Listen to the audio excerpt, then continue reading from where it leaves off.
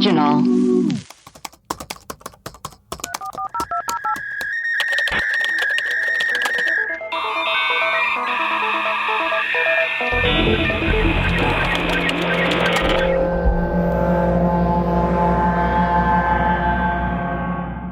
I'm going to try to have like a really good voice.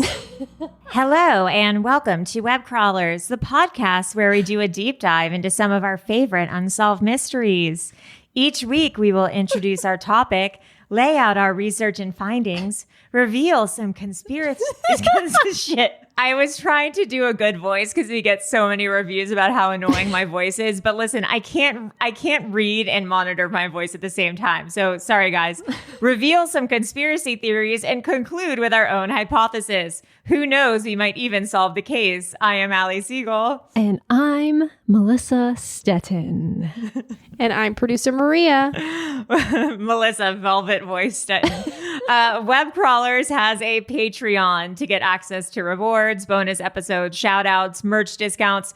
Please go to patreon.com/webcrawlers. You can donate as little as $2 a month to become one of our bimbo patrons. Also, Melissa, didn't we just do a merch sale for Black Sunday? Yes, for Black Sunday. I figured we would do the sale until Christmas, like for the next few weeks, just 20% off everything in the store, and discounts automatically applied. Oh, sick. No code or anything? No code. It's just everything's 20% off. Amazing. Look what we do for you guys. You go to webcrawlerspod.com. Yes, or hothorse.horse if you're nasty. Please rate and review us on Apple Podcasts. If you give us a 5-star review, screenshot and DM it to us and we will shout you out on the podcast. Also, Erios has a hotline, 626-604-6262. A lot of cries for help on there. A lot of messages. A lot of messages not even for us, like people leaving messages for other listeners. It's a great time. Just call. Whatever it is you have to say, just call. We appreciate it. Keep them coming. We will read them or play them rather on our mailbag episode. Melissa, what is our episode for today? Well, today, this was actually suggested by pod favorite, friend of the pod, basically member of Web Crawlers, Daniel Tana. God, he's like a Marsha. I know, right? Dantana. So this is considered one of Australia's most famous unsolved mysteries. Wow. I wonder if it flushes backwards.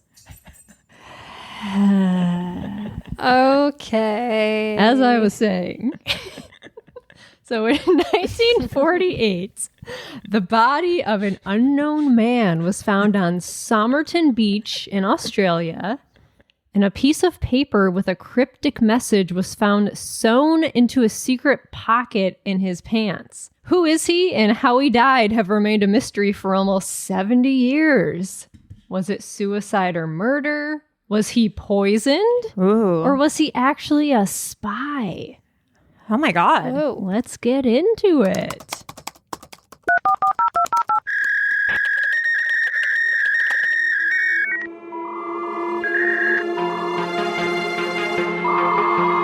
One of Australia's most baffling mysteries is being re-examined. They found this little tiny piece of paper inside his pocket and had a strange code on the back, fueling speculation he was a Russian spy.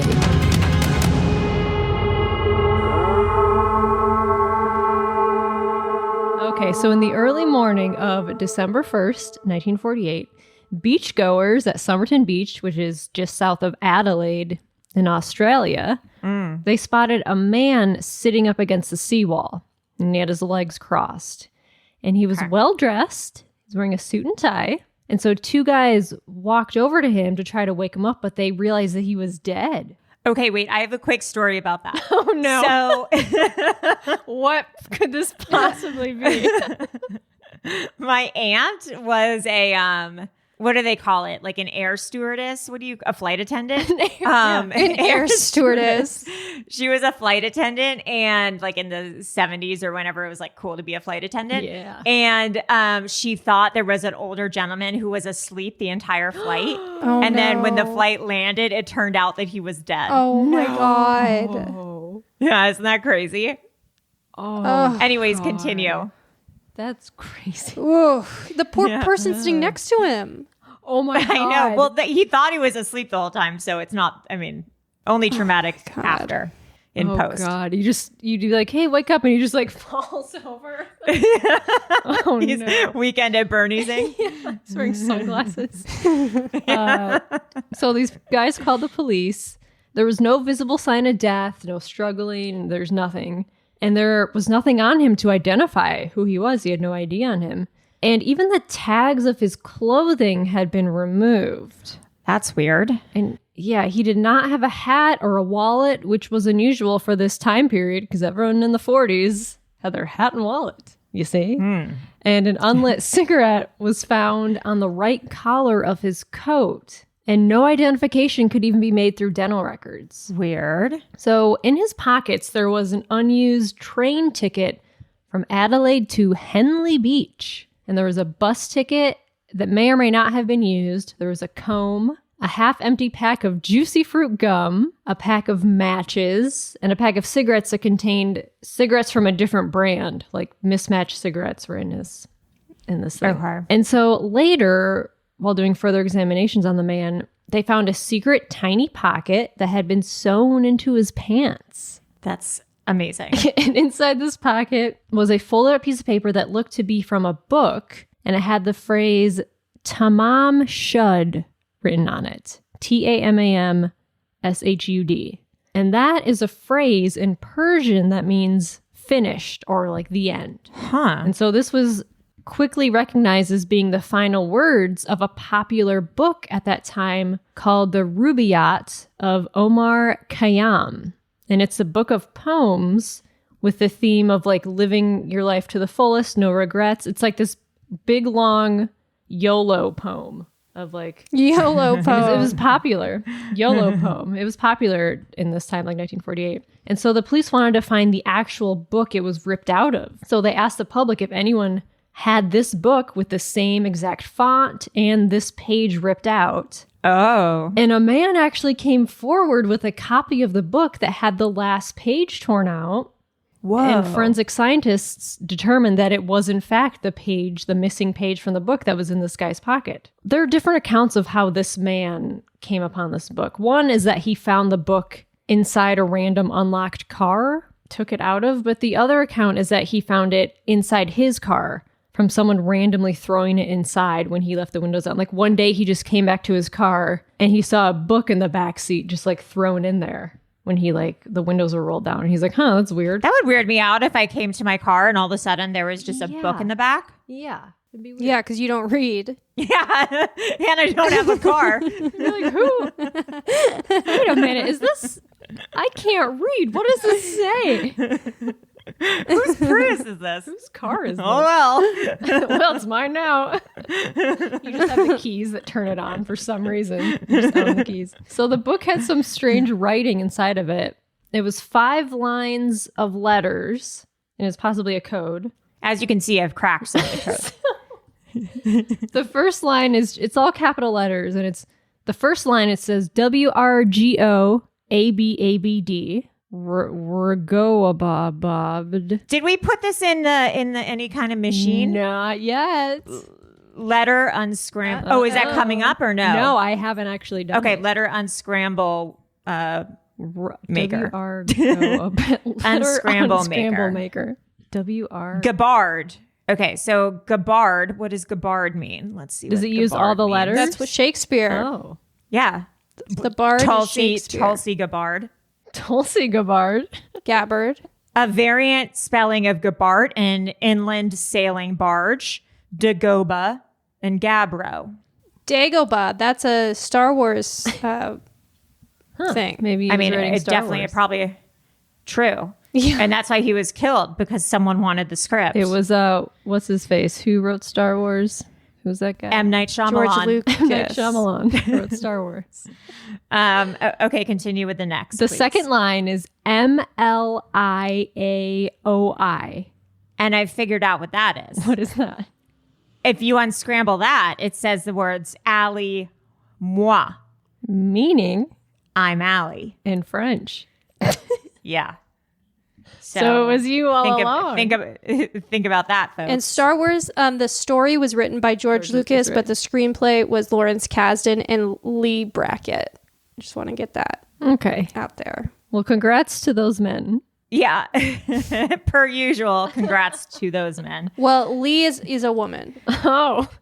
Well, who's the misogynist now? Assuming Lee is a man's name.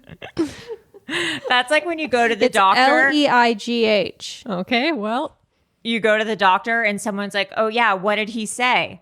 And you're like, actually, the doctor was a woman. I never thought of that. I always say that. I'm like, well, what did he say? Oh my God. Well, or there's this thing where you go, a kid goes a kid gets in a hold on. Wait a minute. How does this go? Do you know what I'm saying? On him, he's my son or whatever. Yeah, the doctor says they say this child's father has been killed in a car accident, and the doctor says, "But I can't operate on this child. He's my son." And it's like, but I thought his dad died. Yeah, exactly. Wow. And it's not because the doctor's the mom. And then you're like, or it's his second dad because it's his gay dad. Second dad. You know what's fucked up is that in his show Connecting, one of the characters is a doctor, and all the screenshots they show her wearing doctor scrubs or whatever. In all the reviews, it's like, and then there's a nurse who like they referred to her as a nurse. No review said doctor. God.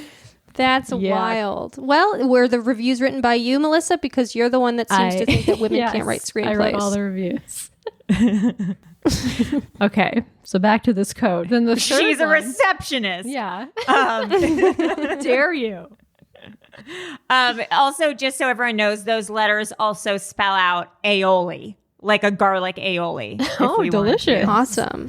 Yeah. Okay, Cool. continue. Third line of code. I don't think this spells anything. It's WTBIMPANETP.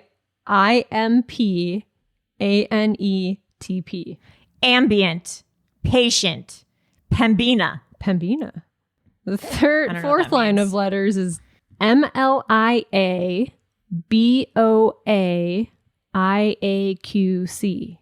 That doesn't spell anything. I'm so sorry. How do you know? Hold on. Let's see. I love this website. Mayolica.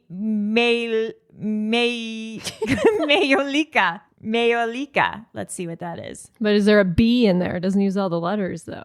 Oh, is tin glazed pottery decorated in colors on a white background? No, it doesn't use all. It doesn't. It's only 8 words. It can only do it with 8 words. And then the fifth line, ITTMTSAMSTGAB. What? Stigmata. No. I have chills. Stigmata. Whoa. Stigmata.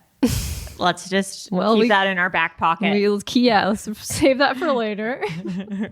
Okay. So people have claimed to be close to solving all these codes, but the message was never decoded due to how short it was. Huh. And there was too much room for error to provide a definitive answer.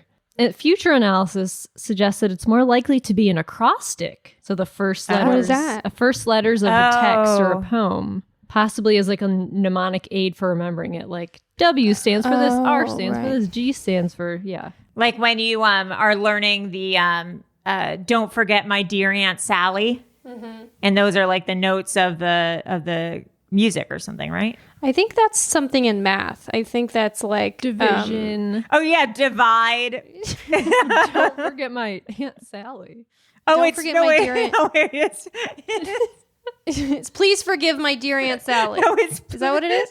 Don't forget my dad's Aunt Sally. it's What is it? It's please forgive, right? please excuse my dear Aunt Sally.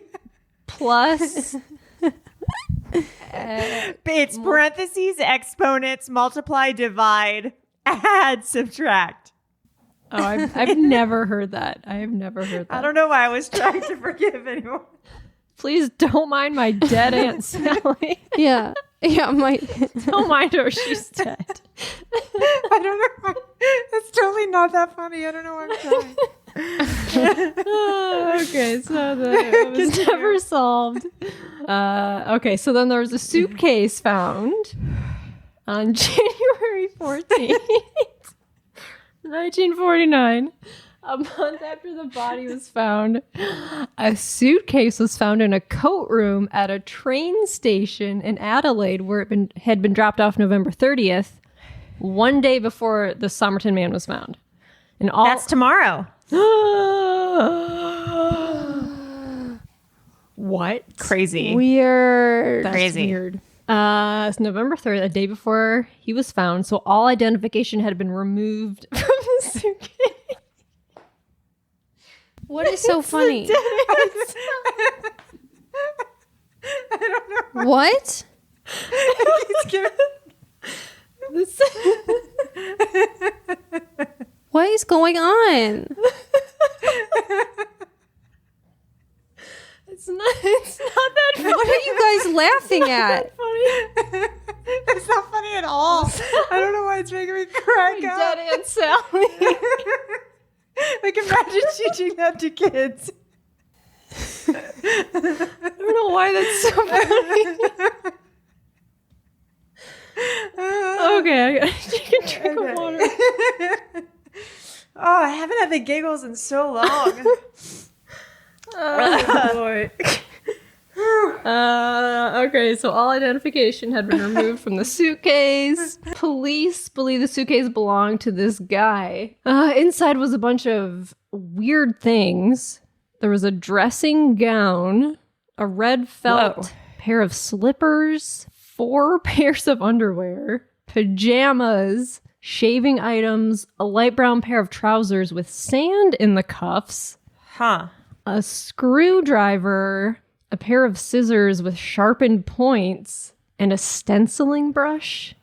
Wow. Also in the suitcase was a type of waxed threaded cord of the same type used to repair the lining in the dead man's pants. So it's the same type of thread. And oddly enough, this thread was not available in Australia at the time. So he probably got it like overseas or something. Also weird is that the receipt for checking this bag was not found in the pocket of the dead man's coat. So he would have had the receipt if he was planning on picking up the suitcase. So where's the receipt for the suitcase? How is he supposed to go back there and get it? That's missing. Seems like maybe it was like a handoff or something like that. Like he was leaving it for someone. Then there was the autopsy. So this guy was approximately mid-40s. His hands and nails showed no signs of manual labor. Hot. And his hot. And his big and little toes met in a wedge shape described by being characteristic of a ballet dancer. And he also had well-developed calf muscles you would expect from a professional dancer. Interesting. So I thought he was like a ballet dancer. And there was blood mixed with food in the stomach, and the spleen was large. Can I interject? Yes. If he was not to stereotype, but if he was a ballet dancer, he probably had to keep it a certain weight, and maybe he had bulimia, and maybe that caused ulcers, and maybe that caused bleeding in his stomach. It's possible. Good detective work, Allie. Good detective work. Thanks. He had acute gastritis, hemorrhage, and congestion to the brain. And his last meal was a pastry of meat and potatoes, but there were no detections of poisons. And even though poisoning was not detected, it was still believed that the man had been poisoned. Like, that's a lot of theories, and a lot of people think he was poisoned with like this undetectable type of poison. The night before this body was discovered, it was reported that someone resembling the man had been seen sitting in the same spot. And a few more witnesses saw the man that night, one of them thinking that he must be drunk and sleeping it off because he was not reacting to the mosquitoes. And this was between 7 and 8 p.m. And his shoes had been recently polished and in remarkably good condition, considering that people thought this man had been wandering around town on foot most of the day before his death. And so this led investigating pathologist John Burton to come to the conclusion that the Somerton Man had been carried to his final resting place. Oh, shit. Yeah, so that's an interesting theory. Okay, so back to this Rubaiyat book. A phone number was also written in the back of this book, the one that had the page torn out. And it was a local number X3239, which turned out to be the phone number of a local nurse named Jessica Ellen Thompson. I think you mean doctor. Well, we don't know. The internet says she was a nurse, but I mean, who knows at this point? Yeah, they would. She was living at Mosley Street, which is very close to the Somerton Beach. She had a 3-year-old son, and she said she was married to a guy named Prosper Thompson, but no record could be found of that. That sounds like a fake name. Prosper Thompson. So the police questioned her and asked why her number would be written in the back of this book. And she said that she had given a copy of this book to a man called Alfred Boxall, who she had a fling with in Sydney in 1944 while she was training to be a nurse. And so the police also took her to show her the plaster cast bust of the dead man. Before they buried him, they made a plaster cast of his face. And she claimed to not know him. But people who were there in the room when they showed her this bust said she was, quote, completely taken aback to the point of giving the appearance that she was about to faint. And obviously that would only happen if she knew the man. Like someone in the room was like, oh no, she saw the plaster cast and was like horrified. Oh shit. And she also asked the police to not keep a record of her real name and not to publish her identity because as a young mother, she doesn't want to be linked to it. And the police agreed to keep her a secret. I wonder if those plaster casts are the ones that Maria looks at online. No. It seems like, and to be honest, it makes sense that you'd faint if you saw one of those in person. Yeah, for sure. They're Those that weird horrifying. blobs of clay. Yeah. So the police decided that the Somerton Man was probably this Alfred Boxall guy that she had given the book to. However, the Boxall guy quickly proved he was alive, so he wasn't the guy. And also he had his own copy of the Rubaiyat, the one given to him by Jessica. So he had this book already. And so one unusual feature of Alfred Boxall's copy of the Rubaiyat is that the nurse had apparently signed it Jestin. So apparently that was her nickname while she was nursing. It was Tina. So it was a combination of Jessica and Tina. Well, was it Justine? It was spelled Jestyn. And also the police found out that Alfred had worked in intelligence. So they were kind of thinking that the Somerton Man could possibly work as a spy. And we'll get into that a little later.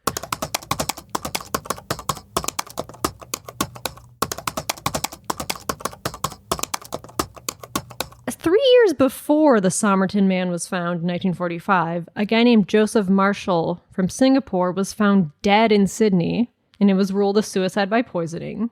Can we pause for 1 second? Uh-oh, what's happening? What's going on, Allie? Allie, are you locking okay? yourself? You're closing that door? Yeah, you're closing that door like you're running from someone. No, it's just the TaskRabbit guy is setting stuff up on the front porch. But I was just looking at my Nest camera and I couldn't see him. And I was like, what's going on? Allie, he's right behind you. Allie. But he's just outside the view. Oh, now I can see him. Sorry to digress. I'll stop right now. But this thing is so fun. Oh, I have a couple. Oh, really? Oh, yeah. And I just watch all of my cats, just sit in the corner. I just watch them all day long. Oh, that does It is seem so fun sometimes to just look at this and just be nothing ever happens. Yeah, but, nothing I feel ever I'm gonna happens, catch but a it's ghost fun. or something. I watch Yeah, all it them. is I'm really oh, a fun. possum. Except for that time someone was stealing your car, Melissa. There's a Yeah. one Yeah, that one guy got into my car. Yeah, that was was a big deal. crazy. I forgot to lock my car, and this guy just waltzes over there and sits in it for 5 minutes. Sorry, continue. So this guy from Singapore was found dead. With him was a copy of the Rubaiyat, this book. Whoa. And during the inquest, a woman named Gwyneth testified, but then 2 weeks later, she was found dead. And her wrists were slit, and she was lying face down and naked. So, what's up with this book? Is it The Ring? Well, it's weird that one of those letters spelled out stigmata. Oh. It's it's cursed. Yeah. So, maybe this book was being used by spies to communicate. Then there's this guy named Jerry Feltus. He's a retired detective. He wrote a book about this case, and he interviewed Jessica Ellen Thompson, the nurse, in 2002. And in the book, he said that she was being evasive, and she just didn't want to talk about the case. And Jerry said he got the feeling that Jessica did know who this Somerton man was. And she also said she was married, but there was no record of it, so she could be lying. So we don't know. And so Jessica eventually died in 2005. And then in a 2013 interview for the Australian 60 Minutes, Jessica's daughter Kate said that her mother told her that she did know who the Somerton man was, but had deliberately not revealed it to the police. And she also revealed that her mother was able to speak Russian. And she suggested that her mother may have been involved in some spy-related activity.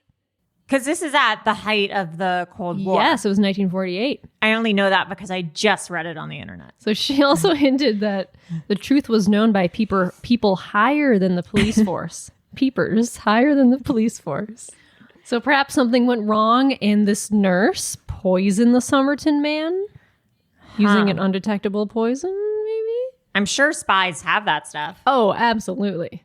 So then the University of Adelaide professor Derek Abbott had been trying to solve this mystery for more than a decade.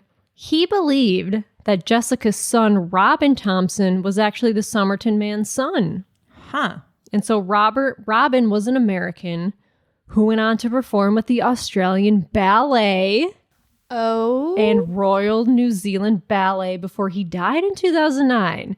So remember, the autopsy showed that the Somerton man had feet and calves shaped like a dancer's. So Derek contacted Robin's ex-wife Roma to ask if she knew any dancers who looked like the Somerton man.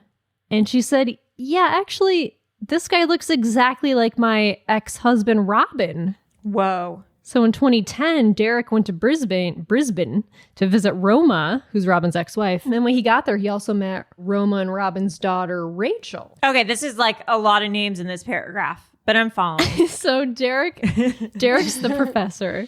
So Derek and Rachel hit it off and went out to dinner. And that night, Derek proposed to Rachel and she accepted. So Robin is the son of the nurse Jessica and possibly the Somerton man. Oh, wow. Robin died in 2009. He was a ballet dancer. He died.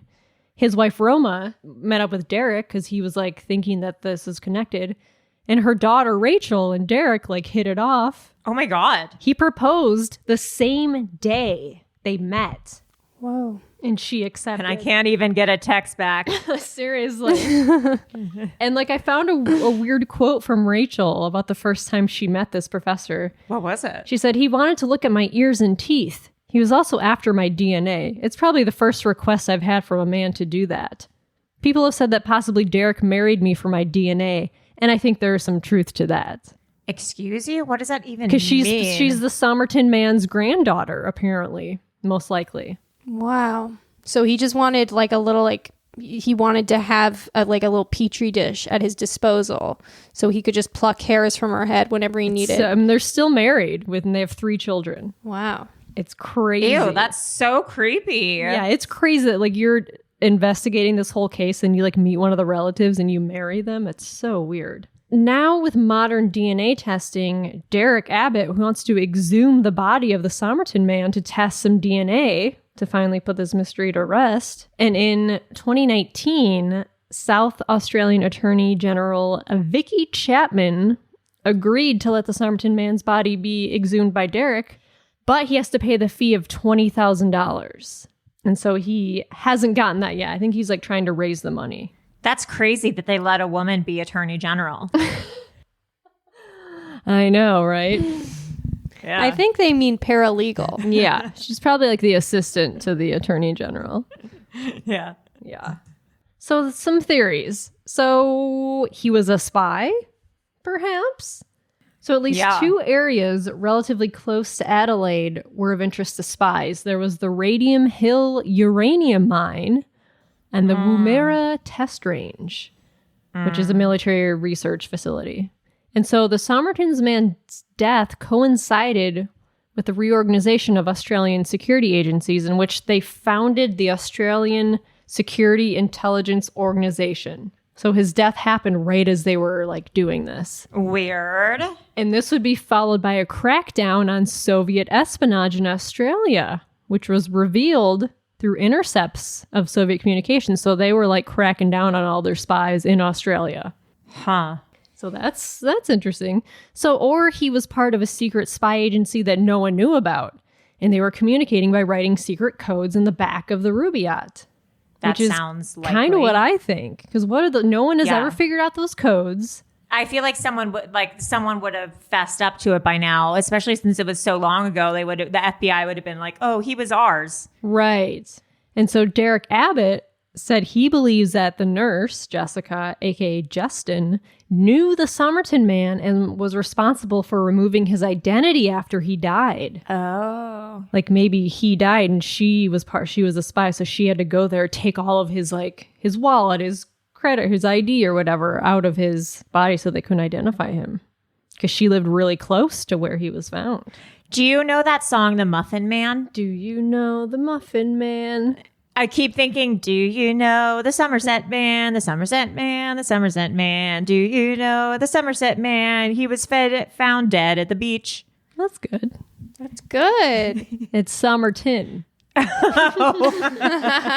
It's good, except one little change. Almost. Almost got it. Okay, continue. So then in 2004, a retired detective, Jerry Feltis, suggested in a Sunday Mail article that the final line of code, the ITTMTSAMSTGAB, could stand for the initials of "It's time to move to South Australia, Mosley Street." Mosley Street is where the nurse, Jessica, lived. Holy It's time Toledo. to move to South Australia, Mosley Street. But why would the code be that long? Why wouldn't you just write MS? Like, you don't have to say, it's time to move to, but, It's time to move to that street named Mosley. it just seems like a lot. And then there's the theory of poisoning. So, in 1994, the case was reviewed by Chief Justice of Victoria and chairman of the Victorian Institute of Forensic Medicine. And they said there seems little doubt that it was digitalis, which is digoxin Oh my God. toxicity. What? Oh my God. Have you had that? And no, that wouldn't be that surprising though. But one of these, oh my God, now I wish I remembered which one it was. One of these scrambled words, I mean, someone would have guessed this already, so I'm probably wrong, but it spelled out some sort of weird plant. And now this is talking about some plant that you can make into a poison. Oh my God. Yeah, which one? digoxin or digoxin, digoxin toxicity is a type of poisoning that occurs in people who take too much of the medication digoxin or eat plants such as foxglove that contain a similar substance. What's a foxglove plant? Those are very dangerous to animals. Yeah. They always say don't have foxglove in your yard if you have dogs. So the WTBIMPANETP was one of the words. So, and that unscrambles to pembina, which isn't all of the letters, but it's some of them. And it says, pembina is an Algonquin term for a species of viburnum, the low bush cranberry or squashberry berry, Viburnum edule. Okay. So let's see. Is it poisonous? Viburnum, foxglove, and raspberry. Maybe they're of the same family because all of these. Digitalis is about 20 species of perennials, shrubs, and biennials. And I think that includes viburnum. So not as dumb as y'all think. Huh? So the symptoms of this poisoning can include vomiting, loss of appetite, blurred vision, decreased energy. And a lot of the symptoms look like they can be confused with someone who might be drunk. Remember those people are like, oh, we saw a drunk man the night before. And food poisoning, kind of, it seems like. Oh, yeah. And then another theory is suicide. But the thing is that his shoes were recently shined. Well, here's how that comes into play. So, Okay. Perhaps if this Robin guy is his son, he had a baby with Jessica who wanted nothing to do with him. And so he was heartbroken. And this book, The Rubaiyat, was a popular Valentine's Day gift in that year. So maybe he traveled to Jessica's house, wanting to surprise her, left his suitcase at the station, went to her house and was like, I want to be with you. Like, let's raise our son together. And she was like, nah, I'm good. Huh. So then he ripped out the last page of the book, flung the book into a random car, and killed himself on the beach. That's actually not improbable. And that's why, like, his shoes were shined. But why did his pants that were in the locker have sand in them? Because he changed his pants. He put on fresh new clothes, shined his shoes, had a comb in his pocket. So he was like a beach guy? He like went to the beach a lot? Perhaps. Maybe he was staying by the beach. He put his suitcase in storage, was like, I'm going to go to Jessica's house. I'm going to talk to her. That seems crazy though to not bring your suitcase, because wouldn't you be like, I want to move, I want to be with you. You'd have your suitcase there. Yeah. But maybe I don't not. know. Maybe not. I don't know. Or maybe he was like, let's go to the train station. I bought us tickets to Because he Hawaii. had a train ticket in his pocket. To Hawaii? He had a train ticket to Hawaii in his pocket. He had a train ticket to Adelaide in his pocket. They don't know if it was used or not, or a bus ticket. So, like, I don't hate that theory. I actually feel like it's a bit of the most probable theory, to be honest. Oh, yeah. So, and he ripped out the last page of the book and was like, fuck this, my life's over. And like took that last page of the book and like put it in his secret pocket. Then what are the codes? It was maybe like, He was just having a little fun. yeah, that's where like that's where like you can't Maybe he was explain playing that. Scrabble. Was Scrabble invented yet? I think that he was a spy and he also did have a relationship with this Jessica woman. Wow, so now we're merging two theories. I think we're just merging think he two was theories. I think he was heartbroken and playing Scrabble at the beach, and then like as one does, and then maybe he just like croaked of a broken heart. Yeah, he's like, I can't figure out. He's like, XI is a word, I swear. No one believes me. Oh, didn't they say his brain was messed up? Like maybe his brain exploded because he couldn't figure out the Scrabble word, and then he just died. You know, that's a possibility. I should post that on the Reddit thread and then see what people think. He'll get banned from Reddit. So he was buried in 1949, and years after, flowers began to appear on his grave, placed by an unknown person. Oh, I thought you meant they sprouted from the ground. Oh, like he... What if it was all? What if they were like the poisonous plant, like the foxglove. whatever, the yeah, the vibranium. foxglove. Oh. Yeah, so...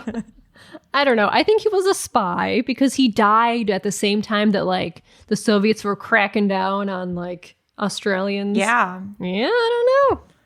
That's pretty crazy, man. Well, do you know the Somerset Man? But he wants to exhume his body because there's still probably some DNA. But what does he want to know at this? What does he want to know at this He point? wants to know Like, if what this is guy their- Robin is his son and if he's married to Rachel, who is his granddaughter. Like that would put the All right. case to rest, I guess. What is this? The show Friends?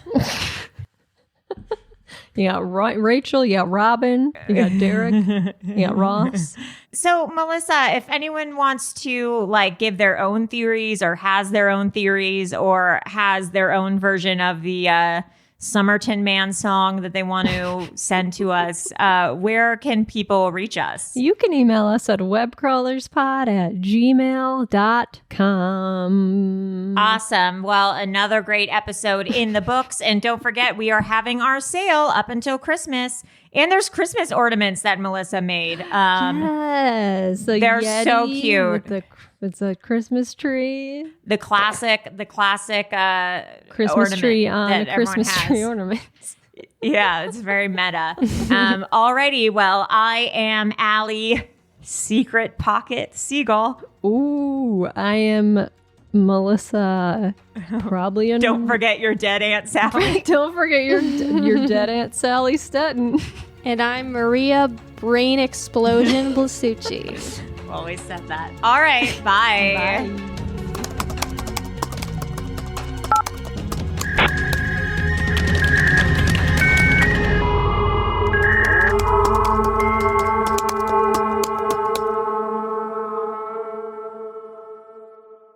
An Erios original. Powered by Acast.